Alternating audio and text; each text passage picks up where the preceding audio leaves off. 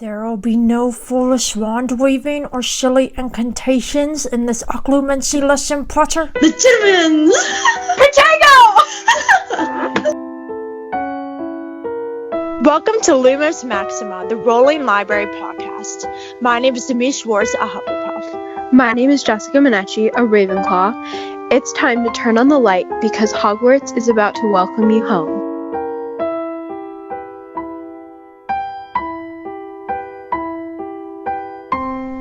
Hey guys, welcome to episode 4 of Lumos Maxima. We're super excited to be back again. Yes, we are, and we'd like to thank everybody who follows us on social media.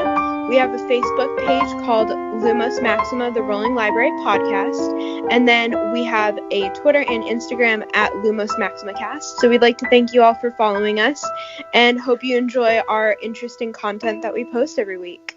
Yeah, and we also have something new to add. We have a YouTube channel. It is just Lumos Maxima, the Rolling Library Podcast, where we post bloopers, bonus content, and other fun things like a song I wrote for the 3rd episode. It's called Don't Call Him Voldemort, which was super fun. So if you want other fun things like that, make sure to subscribe to our channel. And with that, Demi, do you want to tell everybody what our topic is? Our topic is the Pensieve. I finally know how to pronounce and spell it, which is good because we're talking about it for I don't even know how long. But yeah, so we're going to be talking about the Pensieve, and since we don't have a new issue of the Rolling Library magazine yet, let's go right into our quote. It's time for Quick Quotes Corner. The quote for the Pensieve comes from chapter 30 of Harry Potter and the Goblet of Fire, which is called the Pensieve. This is right after Harry discovers the Pensieve in Dumbledore's office for the first time. It is called a Pensieve, said Dumbledore. I sometimes find, and I'm sure you know the feeling, that I simply have too many thoughts and memories crammed into my mind. Said Harry, who couldn't truthfully say that he had ever felt anything of the sort. At these times, said Dumbledore, indicating the stone basin, I use the Pensieve. One simply siphons the excess thoughts from one's mind, pours them into the basin, and examines them at one's leisure. It becomes easier to spot patterns and links, you understand, when they are in this form. So the Pensieve is a very significant magical object. Going into the Pensieve is like being a bystander in a memory where you can experience all of its details in its most purest form. This becomes extremely significant later in the series, especially in Half-Blood Prince, when Harry and Dumbledore are piecing together Voldemort's past and exploring what Dumbledore suspects about the Horcruxes. I love the Pensieve, and I think it's just super cool. Like, I would love to just stand there and see what other people remember, you know? Mm-hmm. Like, it's so much more convenient to just have someone hop in the Pensieve instead of explaining to them what happened. We are going to dive into the silvery mist of the Pensieve later in this episode, but right now Polly is here with Wizarding News.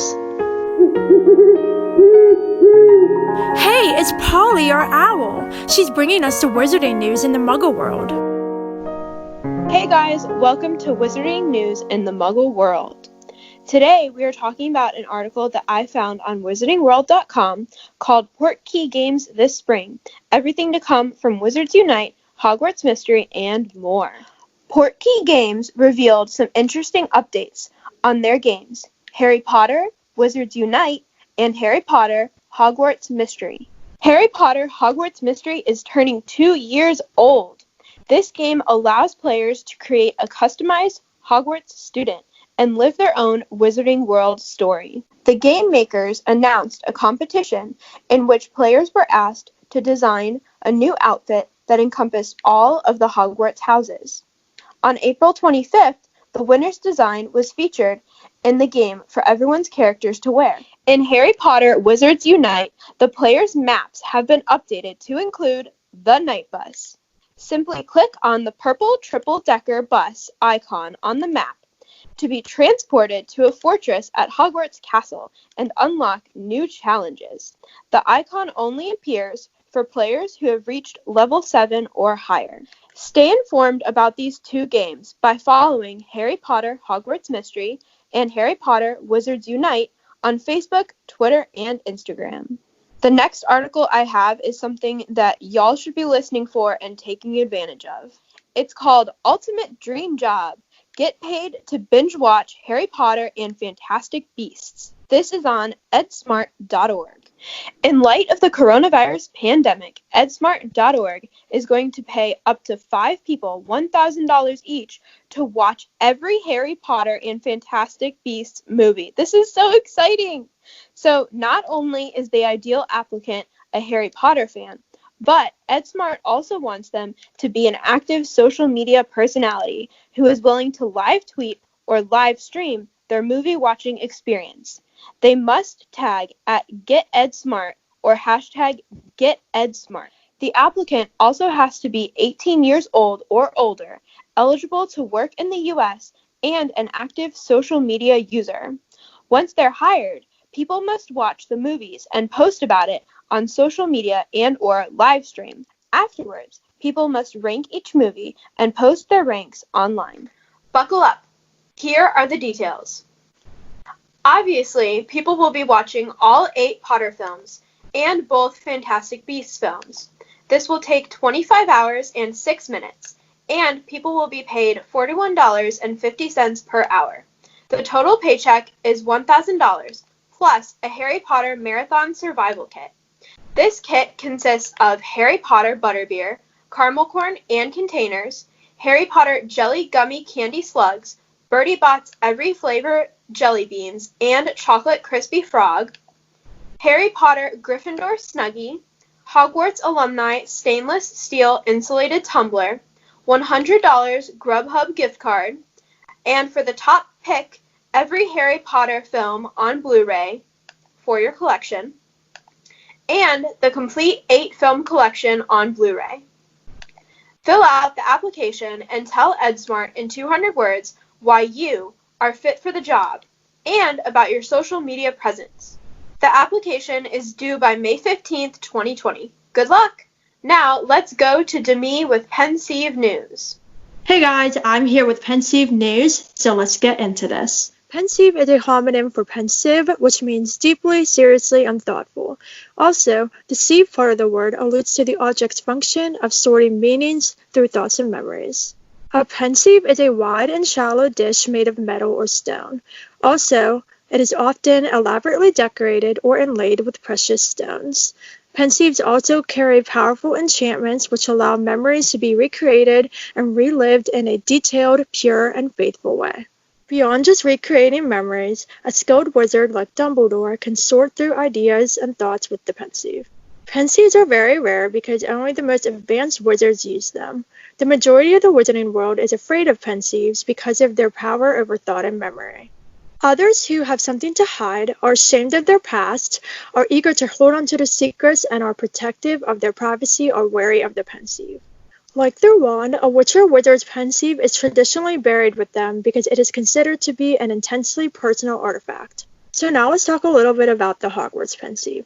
The pensieve is a basin which is made out of ornately carved stone. It is engraved with modified Saxon runes, which mark it as an object of immense antiquity which predates the creation of the school. Legend has it that the 4 Hogwarts founders found the pensieve buried halfway into the ground on the exact spot where they decided to build the school. The Hogwarts pensieve belongs to the school and contains memories from the previous headmasters and headmistresses.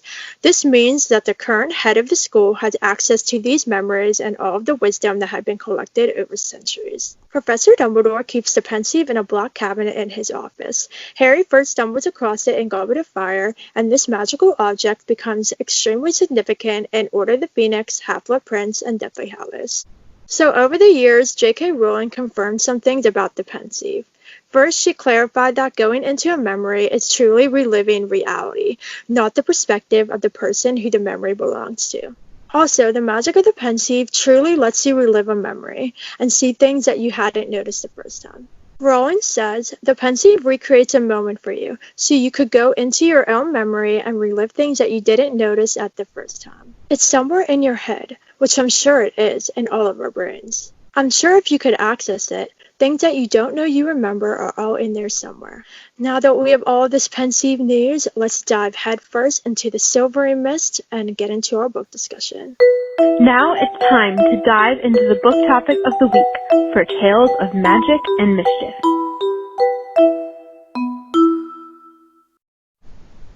Pensieve. Pensieve? Pensive. Pensieve. What time is it? Pensieve time. It's time for the memories. Time to live, time of our lives. I'll come with the time to scream shout. Finally, Snape's here. It's not cool to be chilling out. He got me practicing on the clock. The pressure's out. I'll show Severus what it's all about. Oh my god. Alright, but for real though, you guys, we're here to talk about the Pensieve and all of the things. And we're also going to spell it for you, because it's supposed to be spelled Pensieve. Don't forget the E, alright? That's how it's different from the word pensive. Can we make it the new, like you know, in Hello Batgirl by Gwen Stefani, how you spell banana? Like, yes! It's the Pensieve! Pensieve! So the first time we see the Pensieve is in the Goblet of Fire, in the chapter, The Pensieve, when Harry is entering Dumbledore's office, and Dumbledore is with Fudge and Moody, and he leaves to take a walk around the Hogwarts grounds, and Harry sees an open cabinet, and he's like, ooh, what's that thing? And it's shimmery and shiny and all of the things. So he goes in there, and he puts his head in there like any, sane person would do. Just put your head in something. You don't know if it's going to come back out, But he ends up in Dumbledore's memories. In the first memory, Ego Cockroft is being tried as a Death Eater in the Ministry, and he names Snape as one of the Death Eaters. And Dumbledore defends Snape, saying that Snape, left Valdy's side and is a spy for them. And then the other two memories are kind of the same thing after the First Wizarding World War. Budo Bagman, let's just talk about how funny his name is right now. Like, his name is hysterical. He's the Quidditch guy. He literally comes from a Quidditch game to be tried. And he's like, I didn't feed information to the Dark Lord. And the Crouch is like, yeah, you kind of did. The guy you talked to was, with the Dark Lord. And he's like, oh, I'm sorry. I didn't, I'm just a, meathead jock guy. Like, I didn't know. And the people there are like, oh, but you did so good in that game. Let's let him go. And Crouch is like, why? So, yeah, so that's a thing. And then the last memory that's really kind of sad is two men, a woman, and a boy who are being tried for putting the Cruciatus Curse on Frank Longbottom and his wife to see, they all want to know where the Dark Lord is after he disappeared. And obviously the two don't know, and Frank Longbottom and his wife are sent to St. Mungo's afterwards because they go insane. And we learn that the two who go to St. Mungo's are Neville's parents, and that the boy there was Barty Crouch Jr. So, dun dun dun! Fake Moody. Fake Moody. Fake Moody. I wonder if Crouch ever felt super moody. Oh my god. So yeah, so that's all we get in Goblet of Fire. Now, there's a lot of the whole Pensieve memories and things in Order of the Phoenix. We start off in Order when Snape has to teach Harry occlumency lessons because Dumbledore's like, Valdy's gonna try and get in your head, so, you gotta be taught these lessons. And sadly, the only person qualified to teach you is Severus. Harry's basically attacked on the first day of his class, and he's, like, not prepared for it. Like, Snape just goes into his head. But the most important thing is that Harry sees Arthur Weasley walking through the Ministry before Harry's trial, and Harry had been dreaming about this hallway that they're walking through, and he saw the locked door at the end, and the locked door leads to the Department of Mysteries. And this is where Mr. Weasley had been guarding the door when he was attacked by the snake in Harry's dream. And Harry believes that Voldemort is hiding a weapon in there. So what's ironic about this is that occlumency, you're supposed to learn how to protect your mind while Harry's been going through, like, all of this stuff in order, and he's really stressed out, so his mind is really hard for him to block. And Close your mind, Potter. yeah, I mean, and the fact that, like, Snape is teaching him makes it even harder. And, like, Harry also, like, subconsciously wants to see these visions because he wants to know, like, what Voldy's hiding. And you know, if you're dreaming about something and you don't know where it leads, obviously you're going to want to know what in the heck is going on. And so the same thing happens later on. Harry's in occlumency lessons, and Harry sees Dementors coming toward him. And he goes, Protego, and then he sees Snape's thoughts in Harry's head. Now this part is actually really sad because Harry sees a little bit of Snape's childhood. So he sees his parents kind of yelling at one another and a greasy-haired teenager cowering in the corner, which we all know is Snape. So you kind of feel like a little bit bad for him, like he didn't have the best background. But eventually Snape obviously shields himself again, and Harry's taken out of his thoughts. So Harry ends up seeing himself again sprinting through the corridor and entering the Department of Mysteries before Snape stops the spell. So Harry's finally in the Department of Mysteries. This is what he's been looking for. He wants to know what's in there. Next, we're going to jump to Snape's worst memory. This chapter is a little bit funny at first because Harry didn't do his occlumency homework, and he's walking into Snape's office. He's like, oh, he's going to attack me. Things are going to suck. Well, Draco comes in. He's like, Professor, sir, Montague is in the toilet on the 4th floor, and we don't know how he got there. And Snape's like, what? Like, what are you talking about? Like, what? And obviously we know that the twins had something to do with this. They actually put Montague in the vanishing cabinet. They're like, well, he'll end up somewhere. We just don't know where and when. Like, it's all good. So basically, Snape leaves with Draco, and up to this point, Snape has been hiding something from Harry because he's been putting memories into the Pensieve, and Harry's like, well, what is he hiding? And what don't I know? So he's curious, and he obviously goes into the Pensieve. And this is a cool memory in a sense because Harry gets a glimpse of Sirius, James, Lupin, and Wormtail when they were younger. So at first he's like super excited. He's like, why would Snape hide this from me? But obviously we figure that out as the memory goes by. They're taking their Defense Against the Dark Arts exam. So after the exam is over, they all go down to the lake. James is playing with his snitch, throwing it back and forth, and Snape is sitting nearby. Suddenly, Sirius is like, I'm bored, and James spots Snape. So the two get up, and obviously Snape knows what's coming to him because he's about to pull out his wand when James says, Expelliarmus! And Snape's wand falls out of his hand and flies into the air. And before Snape can retrieve it, Sirius laughs and says, Impedimenta! Snape again falls, and James and Sirius walk towards Snape.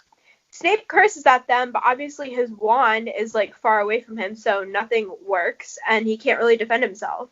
James is like telling him to wash out his mouth and says, Scourgify.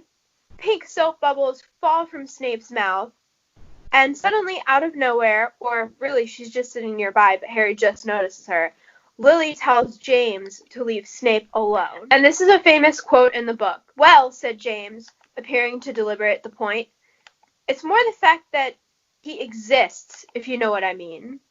Ouch. That's really rude.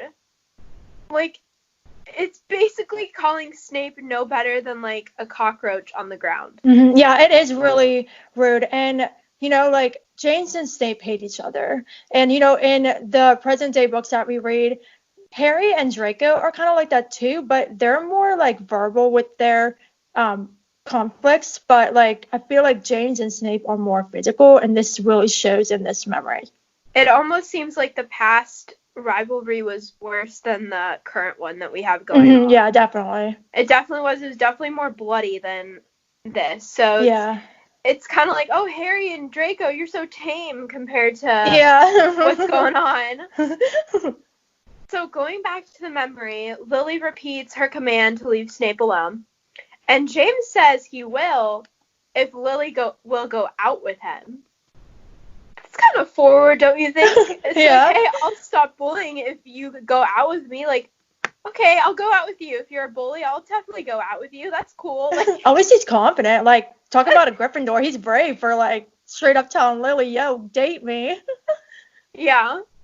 And this is what Lily says. I wouldn't go out with you if it was a choice between you and a giant squid, said Lily. Picture, James dancing with a squid. That's what I picture. Like, I don't know. Going out in Harry Potter terms, to me, just reminds me of the Yule Ball. So I was just going to say that. Right when you said dancing, I was, like, picturing the Yule Ball, like, all fancy. And, like, there's James and, like, the giant squid. And Lily's, like, standing in the middle of the dance floor, like, which one should I dance with?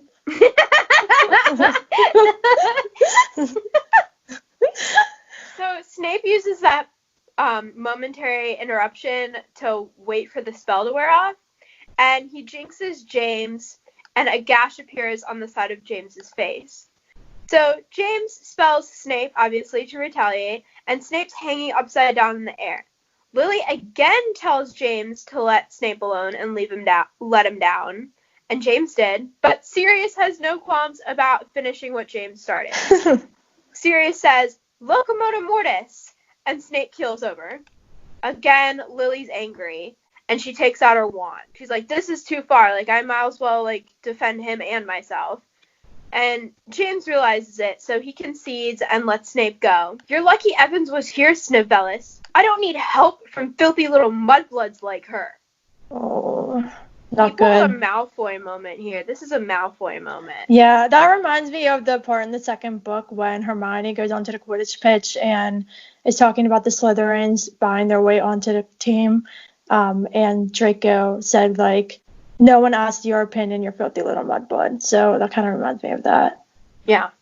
It's just super rude. And Demi is going to talk a little bit about Snape and Lily's friendship a little later, so we'll get into that. But for now, James gets mad and tells Snape to apologize.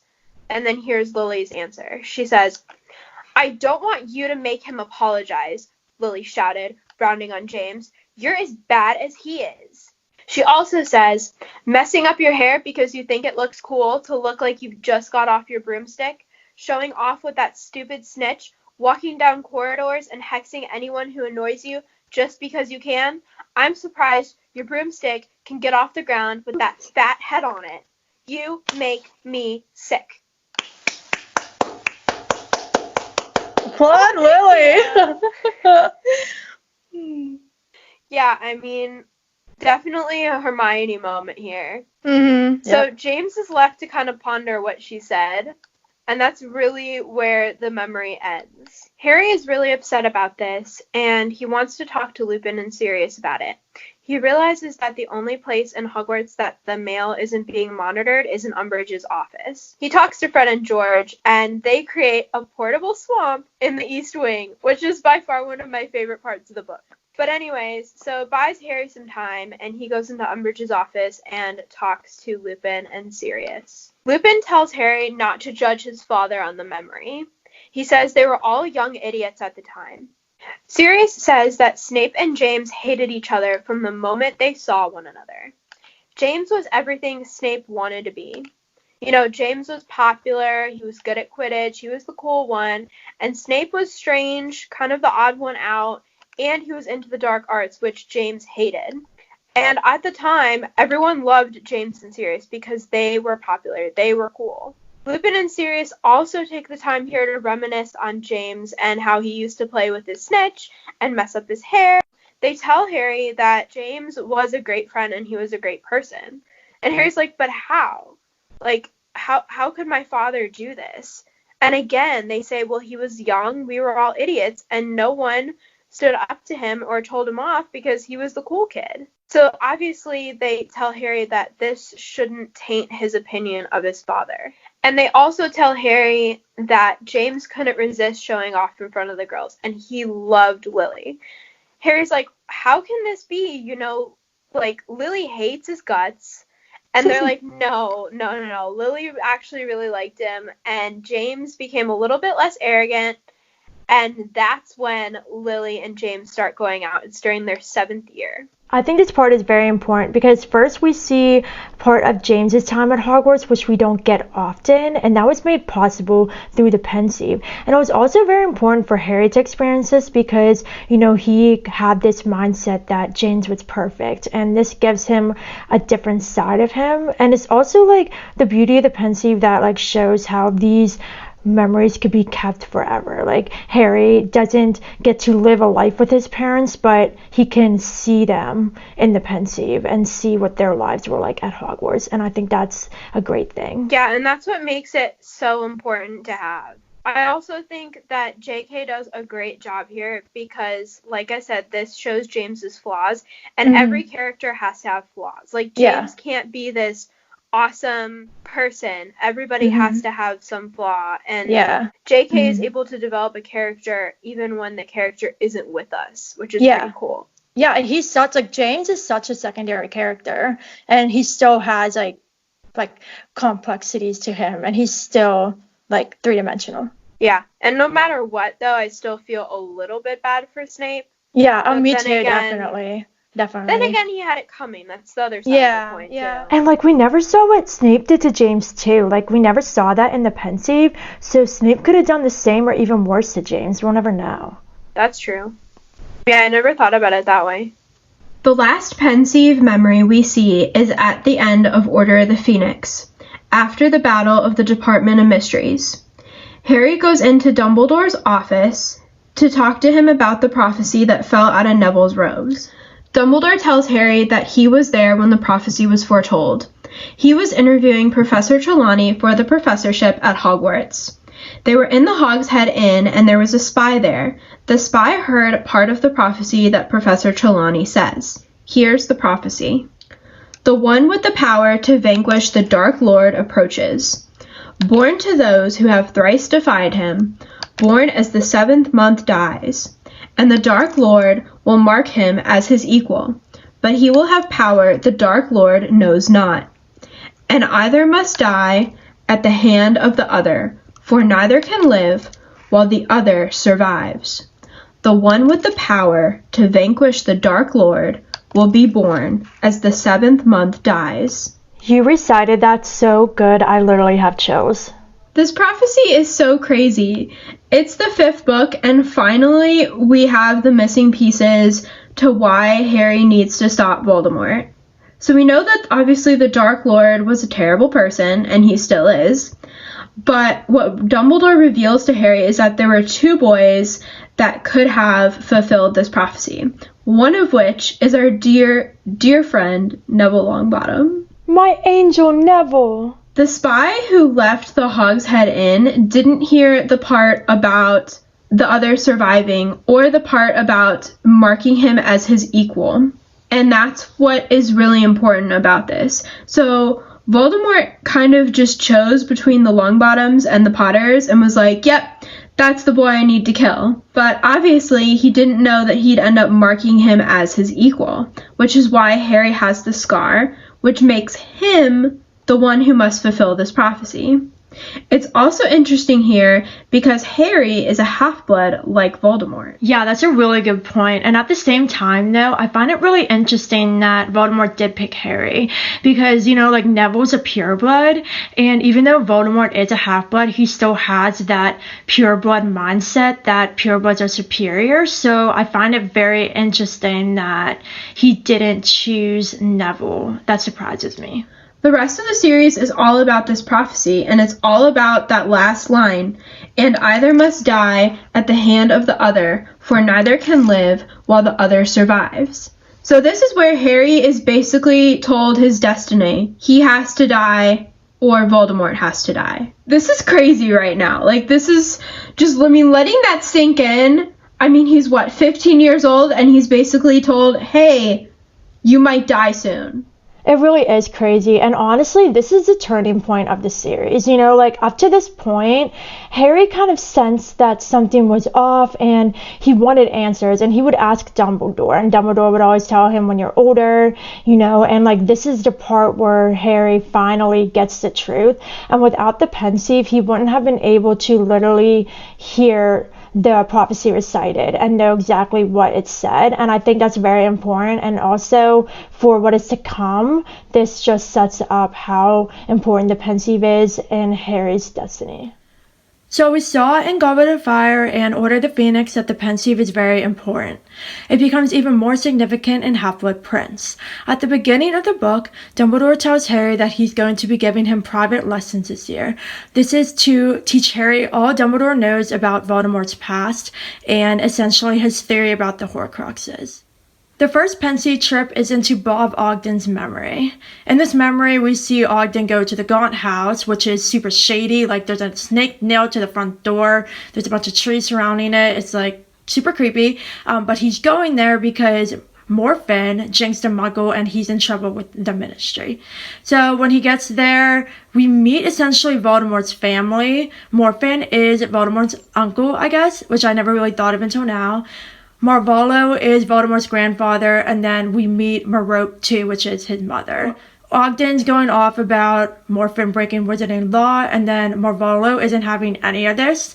He shoves a ring into Ogden's face, which has the Peveril coat of arms on it, and then he grabs Merope by a locket around her neck and drags her over to Ogden to show him that it has Slytherin's mark on it. So Marvolo is basically boasting about their pureblood status, and Ogden's like, this had nothing to do with ancestry. Your son broke wizarding law. And while this was all going on, a muggle on horseback passed the window, which we find out is Tom Riddle Sr., and Merope was kind of in love with him. When Marvolo finds out that his daughter was falling over a muggle, he flips out and tries to strangle her. Ogden tries to stop this, but Morphin goes after him with his wand and a knife, so Ogden flees. Dumbledore tells Harry afterwards that Ogden did return with reinforcements, and Marvolo and Morphin got sent to Azkaban. Merope stayed behind, and she used a love potion on Tom Riddle to get him to fall in love with her, but while she was pregnant with Voldemort, the love potion wore off and Tom Riddle left her. This memory is important for a few reasons. First, we met Voldemort's family, as I mentioned before, but also we saw two objects that got turned into Horcruxes, Marvolo's ring and Slytherin's locket. This is kind of a crazy memory, because everybody's name starts with an M. Oh, I didn't think of that. Like, why does everybody's name start with an M? It could be like because these pureblood families are super tight and everything, and they have these like strong beliefs that purebloods are superior and all that. Like maybe having names that start with the same letter like that could symbolize their solidarity. And it's also interesting because Voldemort is friends with the Malfoys, so another M name comes into play here. Yeah. I like So it. it's kind of interesting too. Yeah, I never thought of that. That's super cool. So speaking of the Tom Riddle that we know is Voldemort, the next Pensieve trip is when Dumbledore takes Harry into his own memory to meet young Tom Riddle for the first time. So little Tom is super creepy and shady. When Dumbledore goes up to his room, Tom gets like super defensive because he thinks Dumbledore's a doctor, but his whole attitude changes when Dumbledore tells him that he's a teacher at Hogwarts, which is a school of magic. Tom starts saying that he's special, and he knew he was special, and he starts listing a bunch of things that he can do, including making people hurt when he wants them to, which is a huge red flag. And then Dumbledore tells him he's a wizard, and because Tom is Tom Riddle, and, you know, he doesn't take anything chill, he tells Dumbledore to prove that he's a wizard. So Dumbledore sets his wardrobe on fire. Inside, there's a little box that's rattling around, and Dumbledore tells Tom to take it down. Inside are a bunch of trinkets and things that he took from the other kids that he bullied and used his magic against. Dumbledore basically tells him that thieving isn't tolerated at Hogwarts, and at the school, Tom will learn how to control his magic. And then Dumbledore kind of goes on to explain, Diagon Alley and how he can get all of his school things. Dumbledore offers to go with Tom to get his stuff, but Tom says no. He's very independent. He says that he's used to doing things on his own, so he doesn't want Dumbledore to go. And another thing I want to note here is Dumbledore tells him that Tom, who is the barman at the Leaky Cauldron, shares his name, so that would be easy for him to remember, and Tom doesn't like this one bit. The worst thing that is super creepy happens when Dumbledore's leaving, and this is when Tom blurts out that he can speak to snakes. This memory is very, very important. First off, we know that Tom doesn't like having a common name, and that's why he changed his name to Lord Voldemort. Also, as I mentioned, he's very independent. He doesn't have many friends. And one more thing is that, parcel mouths are signs of dark wizards. So that's all in there. And then one thing that I think is very significant is the whole thing that he kept these trophies from the kids that he bullied, which kind of foreshadows the Horcruxes. Yeah, you literally took the words out of my mouth. That's what I was gonna say. Because and it's so weird, he's 11? They go to school when they're 11. So he's this child. He's literally a child. And he has control over his magic. And not only that, but he's using his magic to cause people pain and make them hurt when he wants to. That's just, I can't even. Yeah, compare him to Harry for a second, right? Harry didn't have any control over his magic. In Sorcerer's Stone, when they cut his hair, and he didn't want to go to school looking like crap, he woke up the next day and he didn't realize that his hair was back. Yeah. Young wizards inadvertently do magic. He knows how to control, like you're saying, and he also is okay with being alone. Yeah. That's a huge red flag, because if you're okay with being alone, that's not anything that, kids are okay with. Kids want to be with other kids. Kids want to play with other kids. That's just really strange. Yeah, it's very, very strange. So as Voldemort gets older, he just gets worse and worse. This next Pensieve memory is into Morphin's memory. Voldemort goes to the Gaunt House to see Marvolo, but he finds out Marvolo is dead, and he meets Morphin instead, who happens to be wearing his dad's ring. The first thing Morphin does when Voldemort walks in is look at him and go you look like that muggle from across the way. Obviously, this really confuses Voldemort and basically asks Morphin what's up here. And Morphin goes off about Merope and how she married that muggle and that scum and blah blah blah, because we all know that, pureblood families hate muggles. And so he's going off about this, and then his memory goes black. When Harry asks Dumbledore what this is all about, Dumbledore says that that's all Morphin could remember, and basically what happened was Voldemort took Morphin's wand, killed the Riddles, and that's when he made the ring Horcrux. Then he put the ring back in the Gaunt House and planted a falsified memory in Morphin's head, which made him take the blame for the Riddles' deaths. Right, and we see this as a pattern later on, right? He does this definitely. He does this to more people. So it's his way of hiding his tracks. Yeah, it definitely is his way of hiding his tracks, and he's definitely using some really dark magic here, honestly. But this next memory is Slughorn's altered memory. I'm going to skip this one for now and come back to it once we get the true memory that Harry gets from Slughorn when he takes Felix Felicis. So I'm going to jump ahead to the next two memories. First, this is into Hoki the house elf's memory. She was Hexiba Smith's house elf, and in this memory, we see Voldemort come to see Hexiba. At this time, Voldemort is working for Borgin and Burkes, and basically his job is to get people to part with their powerful objects. So he's there, and the first thing he does is conjure her flowers, which is super shady, and it seems that he's done this before because Hexiba had a vase waiting for them. So yeah, that's really creepy. But so Voldemort tries to get Hexiba to sell stuff, and she's like, nope, not happening. So instead, she shows him two objects that she thinks he would find very interesting. So Hoki goes and gets the boxes and brings them over, and the first one is Hufflepuff's cup, we find out that Hexiba is descended from Hufflepuff, and so she shows him the cup, and Voldemort is like looking at it and stuff, and when she takes it away, he like doesn't like that at all. And then when Hexiba shows him the next object, which is Slytherin's locket, Voldemort basically falls all over this one. Like, he grabs it and then he holds it up to the light, and like when Hexiba went to take that one away, like he doesn't like that at all either. And this is when like Hexiba starts to notice that things are weird. Like, she's looking at him and like his eyes keep changing to red from time to time, and it's just weird. And after this memory, Dumbledore tells Harry that 2 days later Hexiba died, and similarly with like Morphin, Voldemort poisoned Hexiba, but he planted a falsified memory into Hoki's mind to make her believe that she poisoned Hexiba's cocoa. I mean, like, Voldemort's charming in a very creepy way. Like, he comes off with these good intentions, but he actually has bad intentions under the surface, and he, like, appears genuine, but he isn't. And Hexiba is just one of those people who got charmed into believing that he was a good person, but somebody who doesn't fall for any of Voldemort's BS is always Dumbledore, because in this next memory, we see Voldemort go back to Hogwarts, and he appears to be wanting the Defense Against the Dark Arts job, which he asked Professor Dippet for after he graduated, but he obviously got turned away. Also, since he got turned away, the position has basically been cursed. Not a single person lasted a year. So when he's there, he's trying to get Dumbledore to give him the job, and Dumbledore's not falling for any of it. And then Voldemort goes on this like classic villain praising speech. He's like, "But I've done greatness.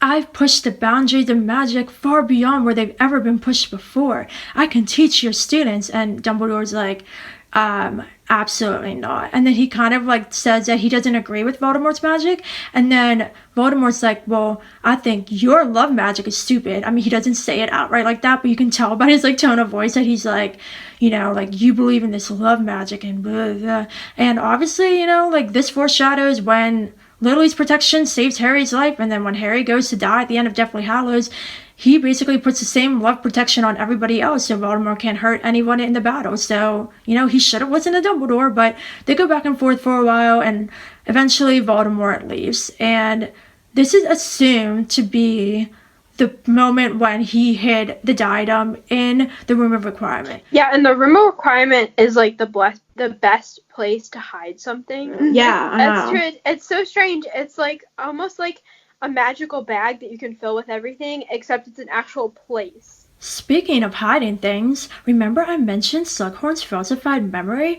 Well, let's get into that right now. Dumbledore sets Harry with the task of getting the true memory, and Harry does so using Felix Felicis. So in this memory, we see Voldemort ask Slughorn again what Horcruxes are. And Slughorn is first like, "Is this for Defense Against the Dark Arts?" Even though he knows it isn't. But Voldemort mentions that he read the term somewhere and wanted to know more about them. Slughorn tells him that a Horcrux is when you conceal part of your soul in an object after you commit the crime of murder. And obviously, since this is Voldemort, this isn't enough for him, and he keeps pushing for more info. Slughorn does mention a spell, but then he kind of stops because, you know, Slughorn isn't the kind of person who would do something like this. But it just gets creepier when Voldemort's like, "But is it enough to split your soul once? Wouldn't it be better to split it into 7 pieces? You know, like the most powerful number?" And Slughorn is just very, very bothered by this, and he starts to regret saying anything at all. So this is the piece of information that Dumbledore was waiting for. He did suspect for a while that Voldemort had created Horcruxes, and that he created more than one. Obviously, Voldemort intended to create 7, but Harry was the unintended 8th Horcrux. And also, like, looking back at the other Pensieve trips in Half-Blood Prince, we kind of see the majority of the objects that Voldemort turned into Horcruxes. So we saw Marvolo's ring, Hufflepuff's cup, and Slytherin's locket. And though we didn't see it when Voldemort went to see Dumbledore about the Defense Against the Dark Arts job, that was assumed to be the time when he hid Ravenclaw's lost diadem in the castle. It was really smart on JK's part, because up to this point, like, we know that Dumbledore knows what is going on. Mm-hmm. Like, but this is where Harry kind of figures it out. He's still trying to piece it together.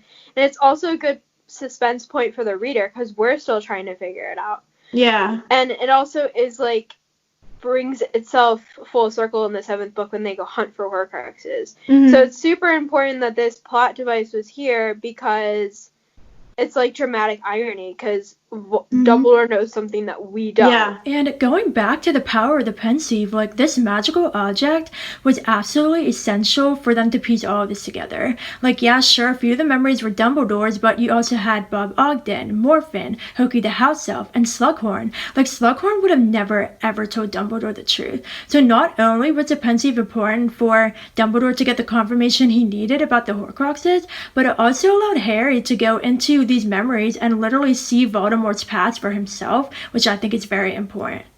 And it's also a way for JK to like step out of the protagonist's point of view and tell another story. So that's how her characters are so well rounded. Like without this Pensieve, we wouldn't be able to have witnessed these stories, let alone seen the development of these characters. Like most of what we see with Voldemort, aside from Harry's encounters, is in this Pensieve. Yeah, that's a really good point. And Voldemort isn't the only character whose past comes to life through the Pensieve, because the same thing happens with Snape at the end of Deathly Hallows. The Prince's Tale. I'm ready for the Prince's Tale. I am the half-blood prince. With greasy hair. Alright, so the Prince's Tale. These are the memories that Snape gives Harry right before he dies. They pretty much capture Snape's entire life from his childhood right up to some of his last moments. It's very, very deep, so let's get into this. First, we see Lily and Petunia playing on a playground. Lily jumps off a swing and lands lightly on her feet. If she wasn't magical, she would have broken every bone in her body. Then she picks up a flower and makes its petals open and close. This is when Snape jumps out from behind a bush. He tells Lily that she's a witch. Lily gets super offended. Then he tells Petunia she's a muggle, and she gets offended even though she doesn't know what muggle means. Then the two sisters leave, and Snape is kind of left behind feeling like total crap because this did not go as he planned. Next, it flashes to a scene at the river where Snape and Lily are talking, and Snape is telling her all about Hogwarts, getting the letter, and the Wizarding World. And it's interesting when Lily asks him if it matters that she's Muggle-born, and Snape says no.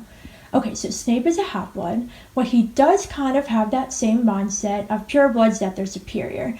And, he doesn't have it at the same severity as, like, Voldemort and the Malfoys, but it's still kind of there. So this is interesting because him saying no to her when she asked this is kind of like a first sign that he's showing his feelings for her in a way.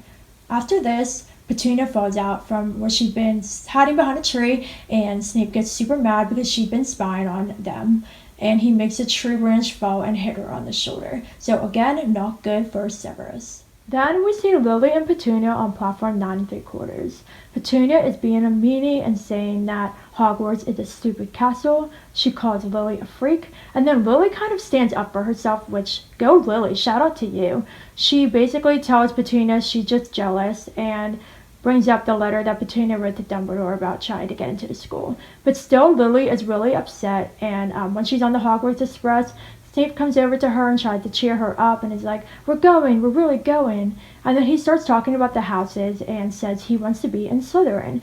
And this is when we realize that James and Sirius are in the compartment too, and they start teasing him about it. And when Snape asks them where they're going, James is like, I want to be in Gryffindor, just like my dad. And these guys kind of go back and forth a little bit. Lily's fed up, and she kind of tells Snape, let's just go. And this is the first time as they're leaving where James calls him Snivellus. At Hogwarts, we see that Snape's wish comes true because he gets sorted into Slytherin, and to his disappointment, Lily gets sorted into Gryffindor. Later on, when the two are on the Hogwarts courtyards, they're kind of having a little back and forth here. Lily calls Snape out for his crappy friends, and Snape's like, well, Potter and his friends aren't any better. And then Lily's like, well, at least they don't use dark magic. And then Snape's like, there's something weird about that Lupin. So they're going back and forth. And then eventually Snape blurts out, James Potter fancies you. And Lily calls James an arrogant toe-rag. So at least Lily and Snape are in agreement about something. Next, we jump to the scene that Jess described in great detail earlier after Snape took his Defense Against the Dark Arts OWL, and James and crew are bullying him. Harry kind of takes a step back because he doesn't want to see this again, so I'm going to jump ahead to outside the Gryffindor common room. Snape is trying to apologize to Lily for calling her a mudblood, but she's not having any of it. And she tells him that he calls everybody of her birth that, so why should she be any different? And this ends the memories of Snape at Hogwarts. Obviously, Lily's the only person that Snape ever cared for. Mm-hmm. But because Snape doesn't come from a background where he knows how to properly say sorry or thank you or anything nice because of his parents, like, he doesn't know how to, interact, basically. How to interact. He doesn't know what to do. And because of that, he loses her, which really kind of stinks. It makes me kind of feel bad for him because here he is. He's had a bad childhood. His one friend left him. He doesn't really have any friends except the Death Eaters that he hangs out with. So it makes me feel a little bit bad for him, but at the same time, it's like, he's older now. He should have figured this stuff out by now. That you can't say one thing and do another. So next we see Snape standing on a hilltop, and Dumbledore shows up and asks him if he's there on Voldemort's orders, and Snape says no, he's there on his own accord. He brings up the prophecy that he'd overheard Professor Trelawney tell Dumbledore, and knows that Voldemort is planning to target Harry. And so Snape tells Dumbledore that he asked Voldemort to spare Lily, and this disgusts Dumbledore because obviously Snape doesn't care about James or Harry, but then Snape says, like, okay, well then protect them all, and Dumbledore agrees. But obviously we know Voldemort didn't listen to what Snape said because he killed Lily, and he's super, super distraught, and Dumbledore's basically saying he had her eyes, help me protect Lily's son, because when the Dark Lord returns, he'll be in great danger. And eventually, Snape agrees to help him, but he's like, never tell Dumbledore. And Dumbledore's like, never to reveal the best in you. And Snape's like, nope, I low-key don't want anybody to know that I'm a good person under all this darkness.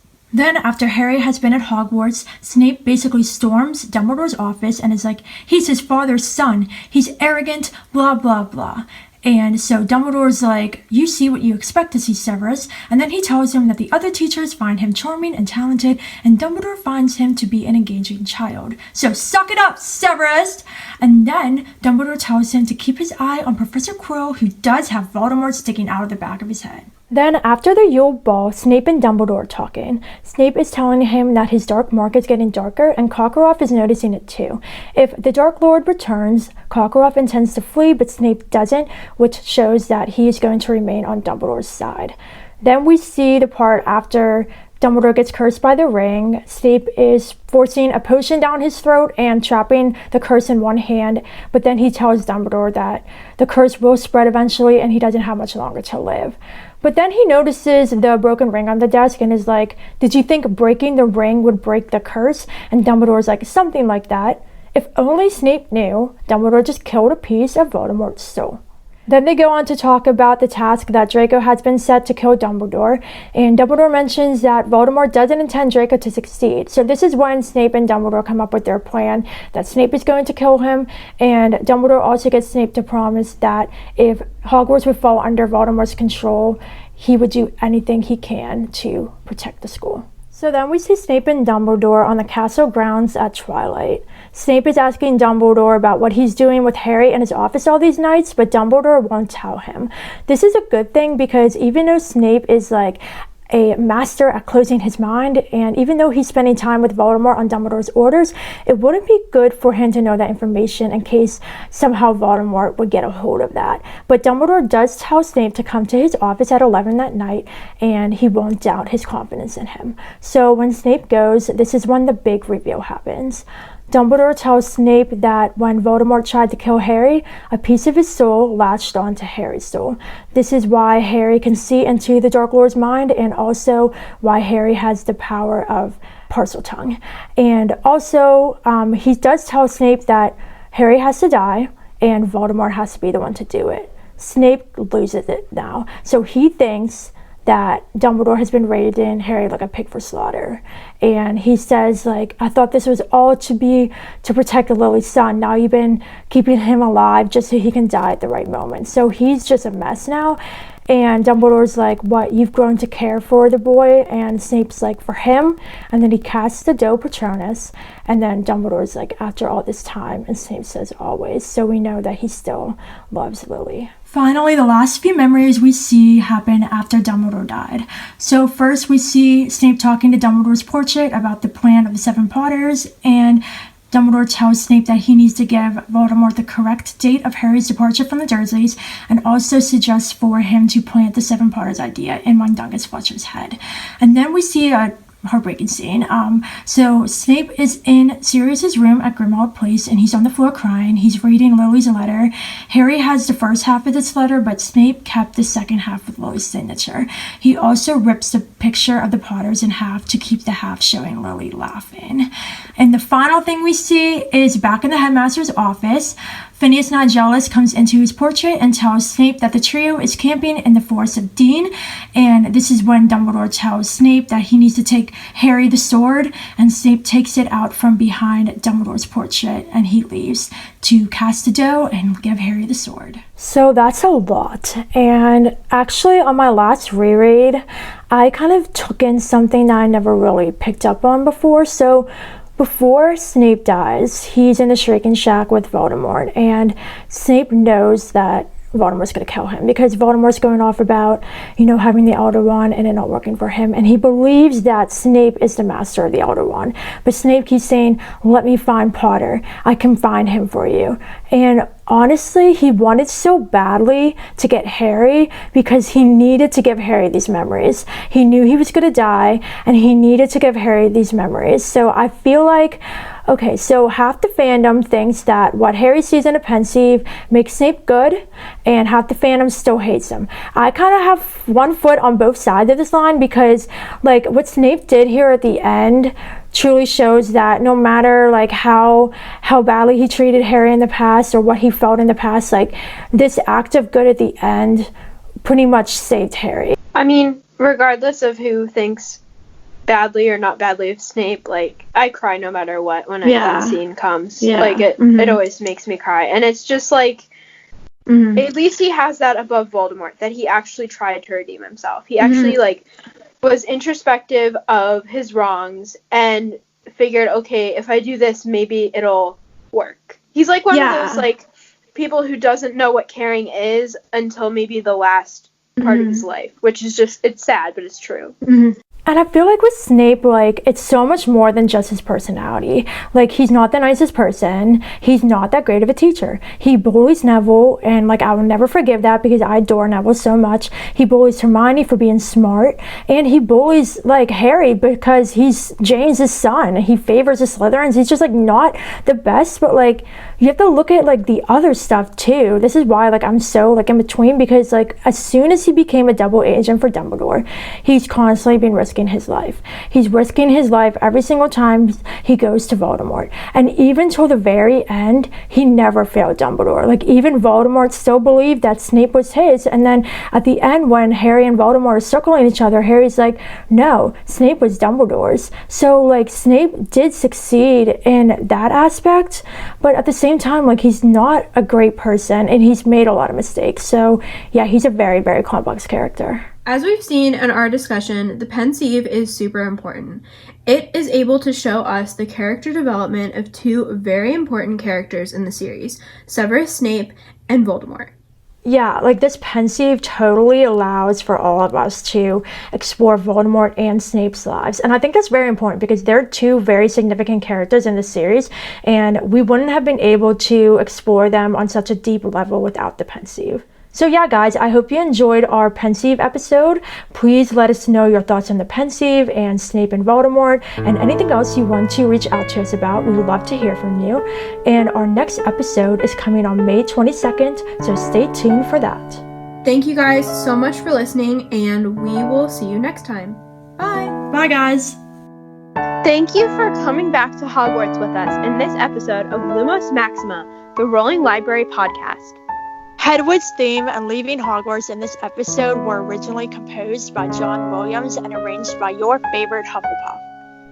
Until next time, 3, 2, 1. Knox.